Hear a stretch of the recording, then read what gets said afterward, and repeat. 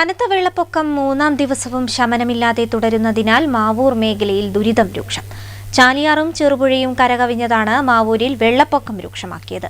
മാവൂർ പഞ്ചായത്തിലെ ഭൂരിഭാഗം പ്രദേശങ്ങളും ഇപ്പോഴും വെള്ളത്തിനടിയിൽ തന്നെയാണ്. കഴിഞ്ഞ കുറച്ച് ദിവസങ്ങളായി തുടരുന്ന ശക്തമായ മഴയിൽ മാവൂർ മേഖലയിലെ 500-ലേറെ വീടുകളിലാണ് വെള്ളം കയറിയതെന്നാണ് പ്രാഥമിക വിവരം. പലരും ക്യാമ്പുകളിൽ റിപ്പോർട്ട് ചെയ്യാതെ നേരത്തെ തന്നെ ബന്ധുവീടുകളിലേക്ക് മാറിയിട്ടുണ്ട്. അതുകൊണ്ട് തന്നെ അധികൃതർക്ക് കൃത്യമായ കണക്ക് ഇതുവരെയും ലഭ്യമായിട്ടില്ല.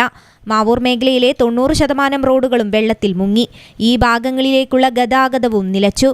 ചാത്തമംഗലം, പെരുവയൽ പഞ്ചായത്തുകളിലെ സ്ഥിതിയും വ്യത്യസ്തമല്ല. ഇവിടെയും താഴ്ന്ന പ്രദേശങ്ങൾ വെള്ളത്തിനടിയിൽ തന്നെയാണ്. വെള്ളപ്പൊക്കം രൂക്ഷമായി തുടരുന്ന മേഖലകളിൽ വീടൊഴിഞ്ഞ വീട്ടുകാർക്ക് ഇതുവരെ വീടുകളിൽ തിരിച്ചെത്താനും സാധിച്ചിട്ടില്ല. മാവൂർ പഞ്ചായത്തിലെ വെള്ളപ്പൊക്ക ബാധിത പ്രദേശങ്ങളിലുള്ളവരാണ് കഴിഞ്ഞ 2 ദിവസമായി വീടുകളിൽ തിരിച്ചെത്താനാവാതെ ക്യാമ്പുകളിലും ബന്ധുവീടുകളിലും കഴിയുന്നത്. മഴയുടെ ശക്തിക്ക് അല്പം കുറവുണ്ടെങ്കിലും പുഴകളിലെ ജലനിരപ്പ് താഴാത്തതാണ് വെള്ളത്തിന്റെ നില മാറ്റമില്ലാതെ തുടരാൻ കാരണം. ഇന്ന് രാവിലെ ചിലയിടങ്ങളിൽ നിന്നും വെള്ളം അല്പം ഇറങ്ങിയെങ്കിലും അതുകൊണ്ടൊന്നും വീടൊഴിഞ്ഞു പോയവർക്ക് വീടുകളിൽ തിരിച്ചെത്താനുള്ള സാഹചര്യം ആയിട്ടില്ല. കഴിഞ്ഞ 3 ദിവസമായി മാവൂർ പഞ്ചായത്തിലെ മിക്ക വീടുകളും വെള്ളത്തിനടിയിൽ തന്നെയാണ്.